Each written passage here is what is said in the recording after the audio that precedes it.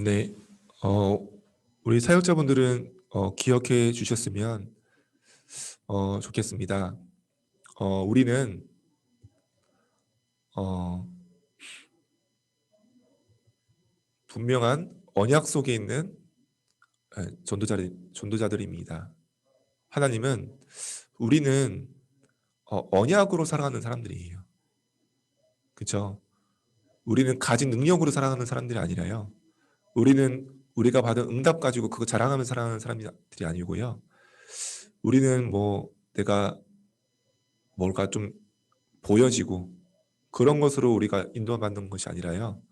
우리는 언약으로 살아가고 언약을 따라서 언약이 되어지는 만큼 언약의 성취를 따라 그 속에 있는 것이 바로 우리 사역자분들이십니다. 그 하나님께서도 처음부터 언약을 맺으셨어요. 창세기 2장 17절에 선악을 알게 하는 나무 열매 먹지 마라. 정령 죽을 것이다. 그 절대적인 언약이었지만요. 어떤 일방적인 언약이었지만 그게 언약이요. 첫 번째 주신 언약이. 언약 속에 다 담아주신 거예요. 언약이 깨지면 다 깨지는 거였어요. 그러면서 바로 또 언약 주셨어요. 3장 15절에 여자의 후손. 또 중요할 때마다 계속 언약을 주시고 말씀을 주신 것이죠.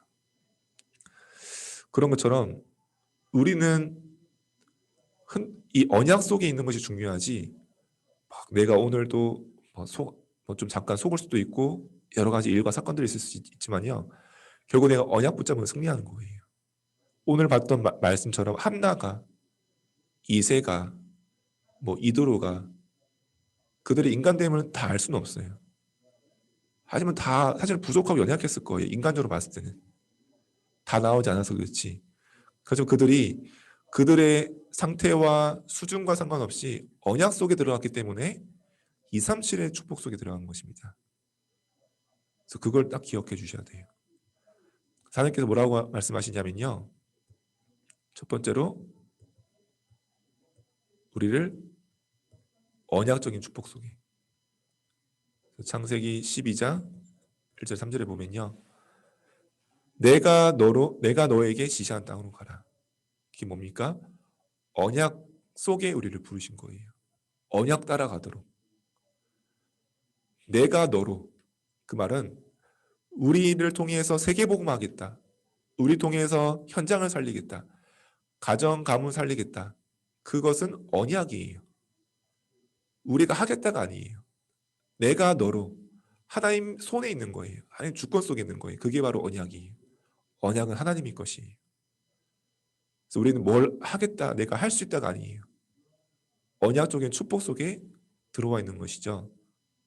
그러면서 우리를 근원적인 축복 속으로 복의 근원이 되게 하겠다. 그렇죠? 근원은 마르지 않는 거예요. 그래서 우리는 막 마음껏 다 양보하고 줘도 괜찮아요. 잠깐 내가 손해보는 것 같아도 괜찮아요. 근원적인 축복 속에 있기 때문에. 우리 생은 언약 속에 있기 때문에. 잠깐이에요. 근데 이걸 모르는 사람들은요. 막 작은 것도 막 빼앗기지 않을 붙잡고 있어야 돼요. 잠깐이라도 양보하기 싫어가지고 막 비틀고 들어와야 돼요. 그렇죠? 근데 우리는 내가 너로 복의 근원 되게 하겠다. 왜냐? 전 세계에 이 복이 필요하기 때문에. 그러면서 너로 말미암아 대표적인 축복 약속하셨어요. 대표적인 축복을 너에게 줄 것이다. 이 복을 받아야 되니까 다른 사람들이. 그러면서 우리에게 내 씨로 말미암아 열방이 복을 받을 것이다. 기념비적인 축복. 후대가 볼 수 있는 기념비적인 축복을. 그러면서 내가 너를 저주하는 자 내가 저주할 것이요. 너를 축복하는 자 내가 축복할 것이다. 이렇게 막을 수 없는 불가항력적 축복 속에 우리를 부르신 것입니다. 그래서 우리가 오늘도 어디 속에 있으면 되냐면요.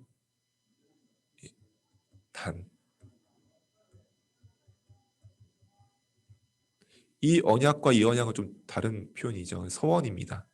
그 말은 이 언약이 나에게 딱 부딪히는 거예요. 나에게 발견되는 거예요. 그거 가지고 내가 단 속에 단을 쌓는 거예요. 그렇죠? 그게 바로 오늘 말씀처럼 보호자의 안테나입니다. 우리가 할 수 없지만 하늘 보호자와 통하는 비밀이에요. 그러면서 사실은 우리가 문제 왔을 때, 지금 내가 어떤 나의 어떤 사건, 위기 왔을 때 나에게 고민이 있다. 그때가 뭐냐면요, 소원을 찾을 기회인 거예요. 내게 주신 언약을 주시고자 하나님께서 이런 걸 허락하신 거예요. 한나가 만약에 그런 분인나로 통한 고통이 없었다면 이 소원을 할 수 없었을 거예요. 그렇죠? 이세와 그 이스라엘 민족이 그런 블레셋 통해서 막 골리앗과 막 전쟁과 고통 속에 있지 않았다면 그 다윗이 막 일어나고 성전까지 가지 못했을 수 있어요. 그렇죠? 물론 애굽에 400년 동안 노예된 게 너무 고통스러웠지만 그 사건 통해 요게벳이 언약 붙잡을 수 있었던 거예요. 그래서 우리에게 와 있는 문제와 사건과 위기는요, 문제로 보이지만 하나님은 그게 복음 가진 자에겐 전혀 문제가 될 수가 없어요. 그 속에 반드시 하나님께서 주시고자 하는 언약이 있기 때문에, 서원이 있기 때문에 그걸 가지고 내가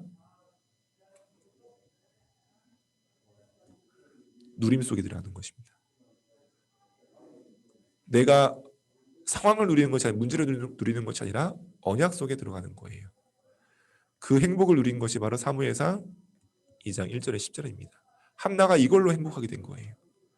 그동안은 내가 뭐가 없고 뭐가 안 되고 왜 그렇습니까? 그런 걸 누렸어요. 한나가 이제는 하나님이 나와 함께 하심을 누리게 된 거예요. 하나님 나를 구원하신 하나님 자녀가 된 것을 누리게 된 거예요.